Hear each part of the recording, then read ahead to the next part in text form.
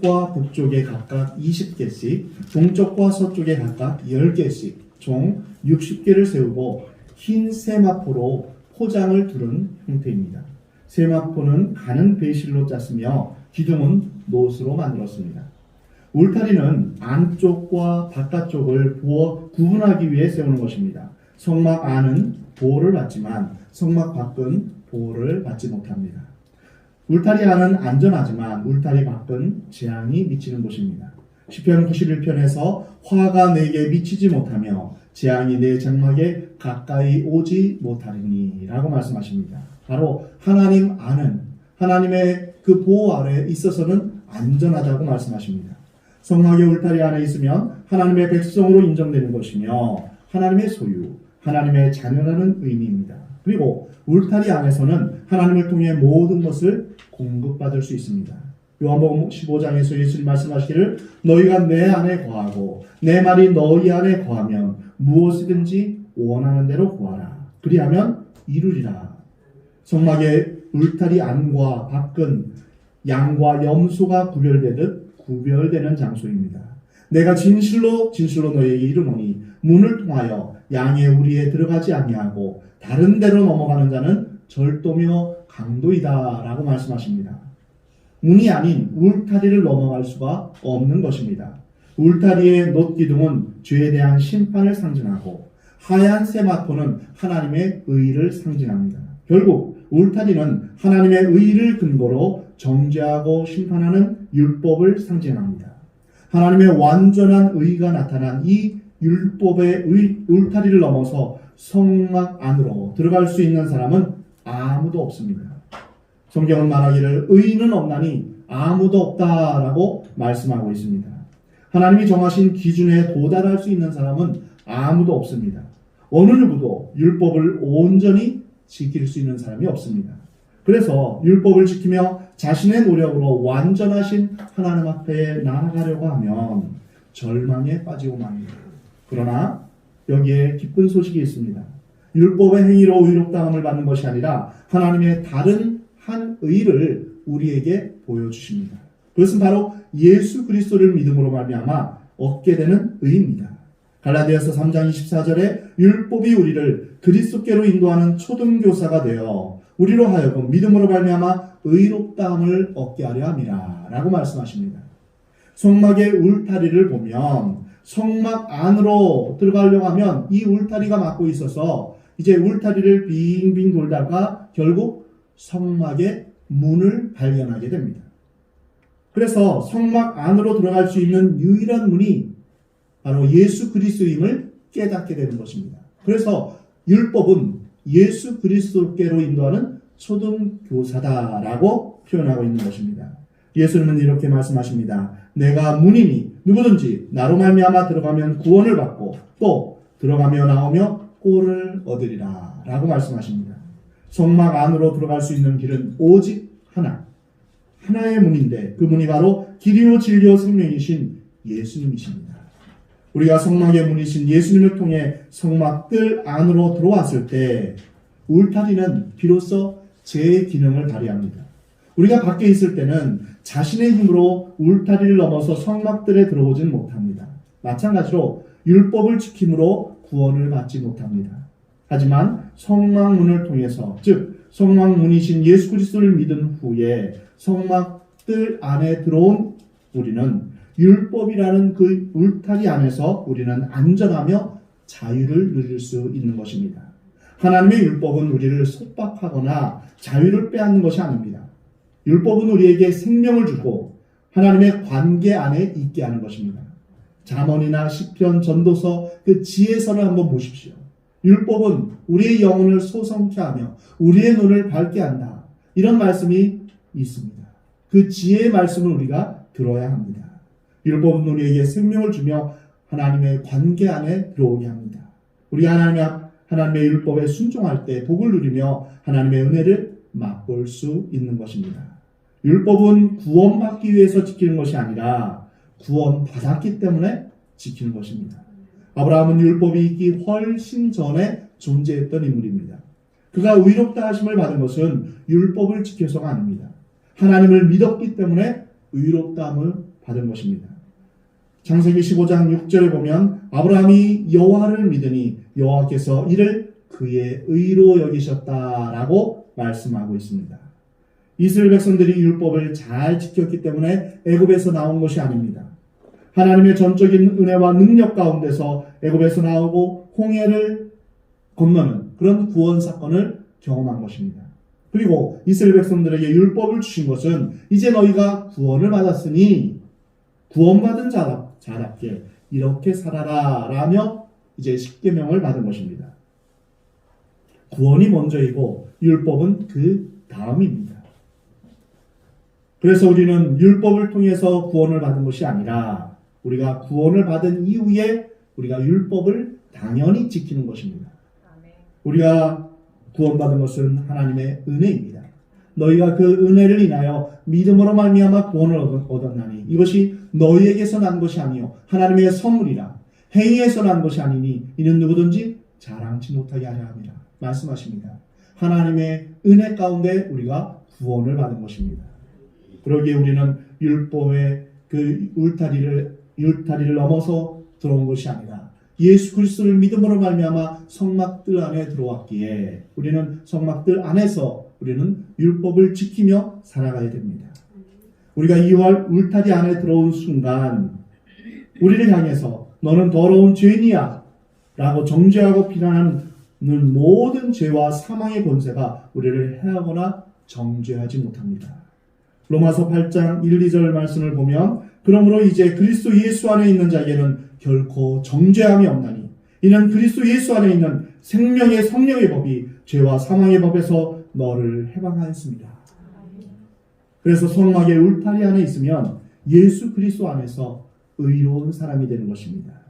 한자로 의는 양을 뜻하는 양 아래에 나를 뜻하는 나 아자가 이제 놓입니다. 십자가에서 희생제물이 되신 어린 양 예수 그리스도께서 내 위에 계실 때 나는 의롭다고 칭함을 받게 되는 것입니다. 불의한 죄인이 의로워지는 것은 세상 죄를 지고 가신 예수 그리스도의 보혈 아래 있는 것뿐입니다. 예수님의 십자가와 부활에 함께 참여함으로 인하여서 그리스도 안, 즉 성막의 울타리 안에 있을 때 우리는 비로소 하나님의 영광과 하나님의 아름다움을 맛볼 수 있습니다. 시편 65편에 주께서 택하시고 가까이 오게 하사 주의 뜰에 거하게 하신 사람은 복이 있나이다. 우리가 주의 집 곧 주의 성전의 아름다움으로 만족하리이다. 주님 안에서 주님을 찬양하며 예배하는 것이 얼마나 기쁘고 얼마나 즐겁습니까? 여러분에게 하나의 질문을 드리고자 합니다. 그리스도 안이 넓을까요? 세상이 넓을까요? 언뜻 생각하면 세상이 넓은 것 같습니다. 어느 기업인이 말한 것처럼 세상은 넓고 할 일은 많다. 이런 말이 있는데요. 우리가 보통 생각하는 그리스도 안은 종속받고 통제받는 곳이 아닙니다. 성경은 이렇게 증언합니다. 골로새서 1장 17절 말씀. 그가 만물보다 먼저 계시고 만물이 그 안에 함께 섰느니라. 여기에서 그는 예수 그리스도를 말씀하십니다.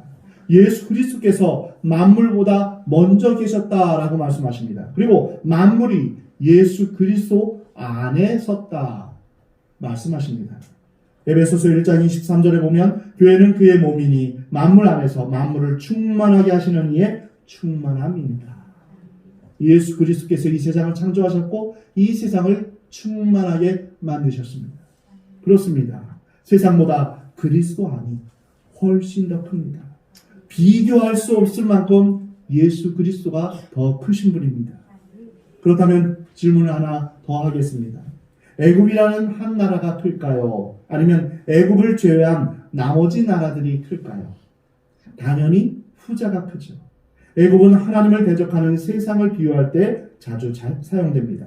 이스라엘 백성들은 출애굽하면서 고통스러운 종살이를 하던 애굽이라는 곳에서 나왔습니다. 우리 역시 예수 그리스도를 구주로 영접하고 거듭나면서 애굽에서 나온 것처럼 사탄의 세상 권세에서 풀려나게 된 것입니다. 골로새서 1장을 보면 그가 우리를 흑암의 권세에서 건져내사 그의 사랑의 아들의 나라로 옮기셨느니라 라고 말씀하십니다. 사탄이 통치하는 흑암의 세력에서 감옥 같은 닫힌 세상에서 죄와 사망의 노예로 살고 있던 우리를 예수 그리스도가 통치하시는 열린 세상, 그리스도 안으로 들어오게 하신 것입니다. 이 그리스도 안이 바로 성막의 울타리입니다. 하지만 그리스도 안에 있으면서, 이 성막의 울타리 안에 있으면서 세상을 이기신 예수님의 은혜를 경험한 사람이 없는 사람은, 즉 십자가를 경험하지 못한 사람은, 그 번제단을 경험하지 못한 사람은 그리스도 안보다 세상이 더 넓다고 생각합니다. 우리에게 새 생명을 불어넣으시고 구원을 넘어 풍성한 삶을 주시기 위해서 오신 그 예수님을 모르기 때문입니다. 구원받은 자신의 정체성을 놓쳐버린 것입니다.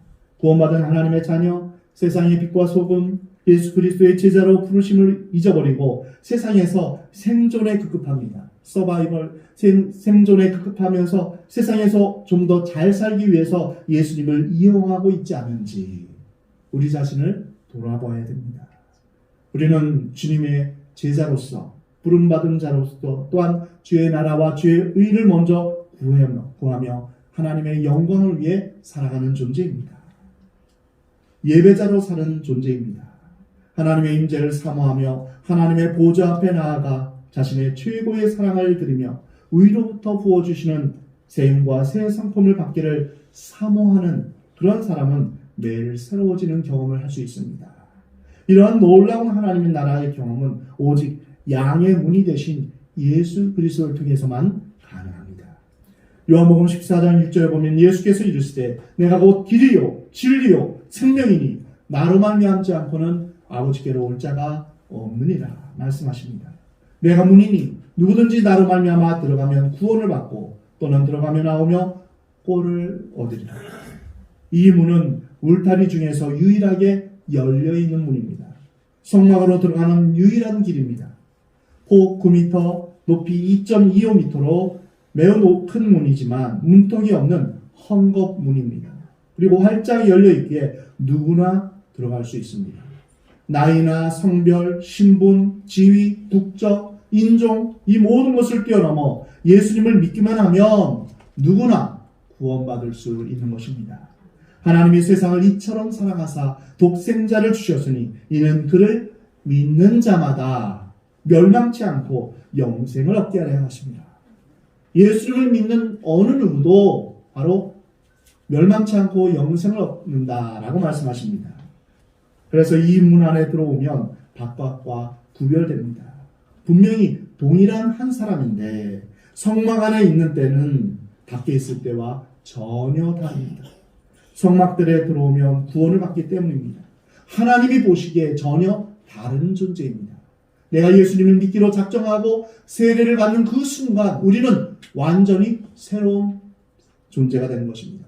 누구든지 그리스도 예수 안에 있으면 새로운 피조물이라. 보라, 이전 것은 지나갔으니 새 것이 되었도다 라고 말씀하십니다. 그러나 요즘은 예수님만이 하나님께 나아가는 유일한 구원의 문이라는 이러한 메시지에 너무 독단적이다 이렇게 반박하며 거부합니다. 절대적인 것은 없다고 말하는 포스트 모더니즘 시대에 다양성과 개인의 신적 권위를 가지고 있다고 주장합니다. 내가 하나님이 될 수 있다 이렇게 말합니다. 그래서 영화에서나 만화에서나 문화 가운데서 힌두교권인 그런 영향 가운데 당신은 하나님이 될 수 있습니다. 초능력을 가질 수 있습니다. 이런 메시지가 우리에게 전하여지곤 합니다. 절대적인 것은 없다 이렇게 말합니다. 창조주 하나님의 절대 권위를 상대화시키고 피조물인 인간을 절대제의 자리에 앉히려는 것입니다. 그리고 예수님 아닌 다른 길로도 구원을 받을 수 있을지도 모른다 이렇게 사람들을 유혹합니다. 만약 예수님만이 하나님께로 가는 유일한 길이라는 것이 사실이 아니라면 예수님은 거짓말쟁이입니다. 사기꾼입니다. 그리고 성경의 모든 사실은 다 허구입니다. 우리의 믿음도 다 헛된 것입니다. 굳이 꼭 교회에 나올 필요가 없습니다. 왜 꼭 예수님만 믿어야 되는가? 우리는 다시 한번 생각해야 됩니다. 제일 어리석은 사람은 예수님을 위해 순교한 사람입니다. 그러나 과연 그럴까요? 성경은 하나님을 만나는 길은 오직 하나, 예수님뿐이라고 증언하고 있습니다. 사도행전 4장 12절 말씀 우리 함께 다 같이 크게 봉독하겠습니다. 다른 이로서는 구원을 받을 수 없나니 천하 사람 중에 구원을 받을 만한 다른 이름을 우리에게 주신 일이 없습니다. 다른 이로서는 구원을 받을 수 없다라고 분명하게 말씀하고 있습니다. 그렇습니다. 예수님 외에 구원의 길이 없습니다. 성막 입구의 문은 4가지 색깔로 이루어져 있습니다. 청색, 자색, 홍색, 흰색으로 이루어져 있습니다. 자주색은 왕권을 나타냅니다. 왕이 입는 옷의 색깔입니다. 예수 그리스도는 왕이시며 아브라함과 다윗의 자손으로 왕으로 이 땅에 오신 분임을 나타냅니다. 이스라엘을 애굽에서 구원하고 율법을 전해준 모세보다 뛰어나신 분입니다. 하늘과 땅의 모든 권세가 그분의 말씀에 순종합니다. 그분도 지금도 모든 것을 통치하실 뿐 아니라 마지막 날 영원한 왕으로 다시 오실 분입니다. 그리스도를 왕으로 기록한 마태복음과 관련이 있습니다. 다음 주에는 왕이신 그리스도 주일입니다. 왕이신 그 그리스도를 기념하며 주님 앞에 예배를 드립니다. 그리고 이제 다음 주 성막이 끝나면 이제 그 다음 주부터는 2주 후부터는 마태복음을 같이 묵상하고자 합니다. 홍색은 피의 색깔로 주님이 당하신 고난을 상징합니다. 주님은 아버지의 뜻을 이루기 위해 자신을 비워 종의 몸으로 이 땅에 오셨습니다. 친히 섬기는 종의 모습으로 사람들을 돌보고 그들의 질병을 고치시며 십자가에 달려 고난을 받으심으로 하나님의 뜻을 이루어 주셨습니다. 고난받는 종이요 아버지의 마음을 시원하게 하신 참된 종이셨습니다. 그런 의미에서 홍색은 사복음서 중에서 고난받는 종 되신 예수님을 강조한 마가복음에 해당합니다. 그리고 흰색은 예수님의 의를 나타냅니다. 주님은 한 사람으로서 예수님의 인성을 나타냅니다. 전혀 흠이 없는 분이셨습니다.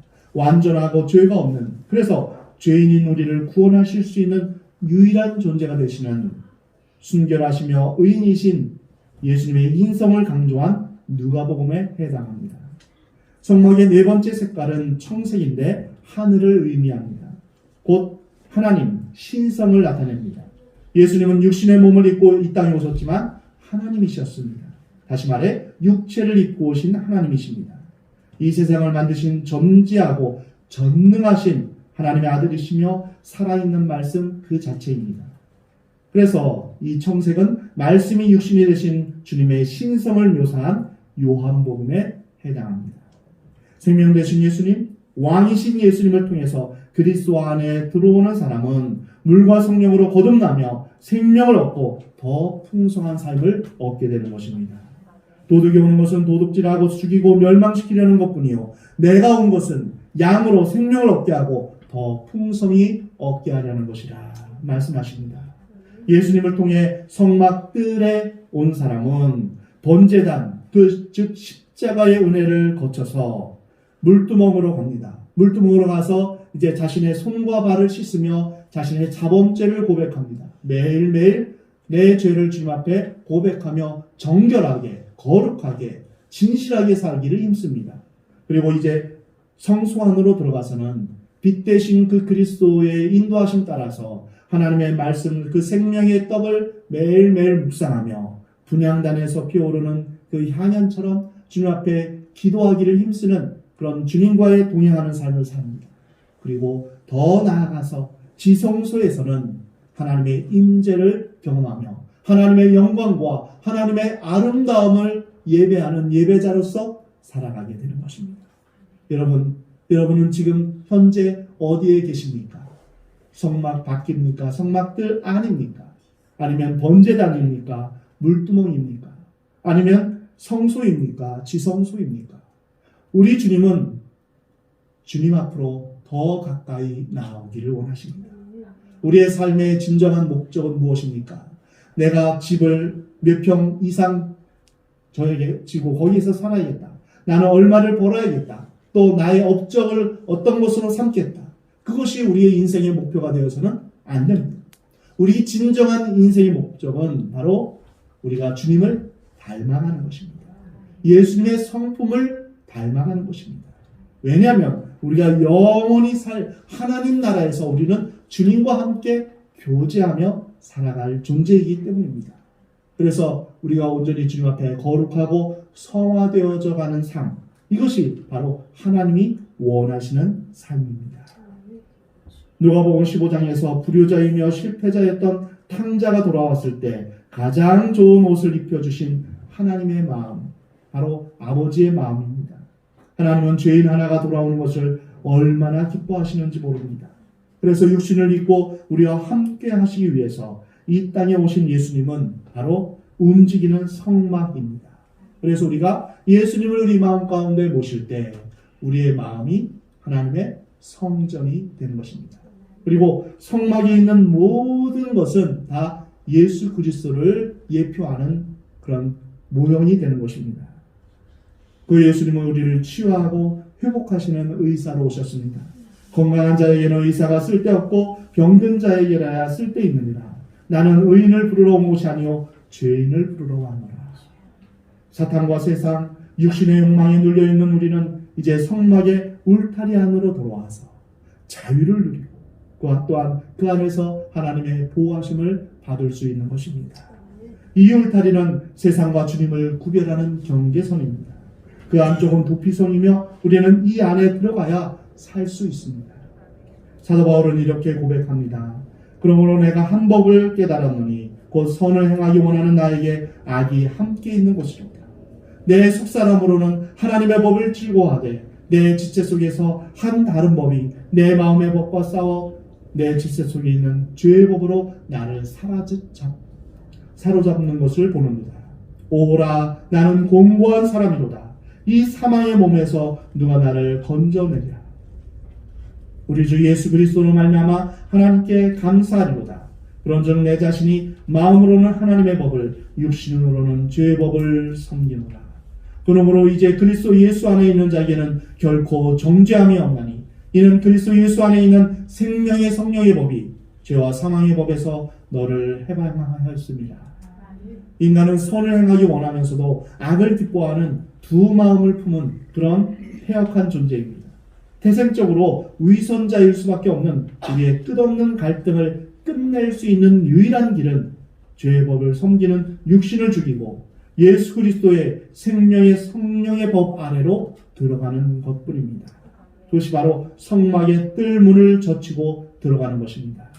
이전까지 딛고 서 있던 성막 바깥의 세상을 완전히 떠나 예수 그리스도를 자신의 구원자와 주님으로 영접하기로 결정하는 것입니다. 그리고 이제 매일매일 새로워지고 내가 주님 앞에 거룩하게 되기를 힘쓰며 번제단을 지나 물두멍을 지나 성소를 지나 지성소까지 가는 그러한 우리 안에 성령의 역사하심과 인도하심이 필요한 것입니다. 우리가 구원받는 것이 우리 힘으로 되어지는 것이 아닙니다. 성령의 역사하심 따라서 우리가 거듭난 것입니다. 또한 우리가 신앙생활하는 것도 우리 힘으로 절대 할 수 없습니다. 우리 안에 계신 주의 성령으로 말미암아 우리가 주님 안에서 거룩하여지기를 우리가 주님 앞에 간구해야 되는 것입니다. 성막 안에 있는 진리가 나를 자유케 하리라는 믿음이 있어야 성막을 향해 들어갈 수 있습니다. 문을 젖히고 성막 안에 들어가는 사람, 즉 주님을 영접하고 구원받는 사람은 하나님의 소유가 되고 하나님의 보호하심을 받을 수 있습니다. 세마포 울타리 안에 거하게 되는 것입니다. 그것이 바로 그리스도 안입니다.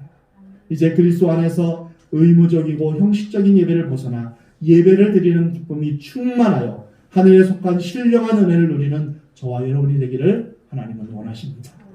우리에게 있어서 가장 큰 기쁨이요 행복이 무엇일까요? 바로 예배입니다. 저는 예배 드릴 때가 너무너무 기쁩니다. 하루 종일 예배를 드리고 싶습니다. 여러분의 삶이 예배가 되길 원합니다. 하나님의 임재 가운데 거하시는 여러분 되시기 바랍니다. 감사함으로 그 문에 들어가며 하나님께 감사하고 찬양하며 그 이름을 영원히 송축하는 여러분이 되기를 하나님은 원하십니다. 시편 100편에 감사함으로 그의 문에 들어가며 찬송함으로 그의 궁전에 들어가서 그에게 감사하며 그 이름을 송축할지어다.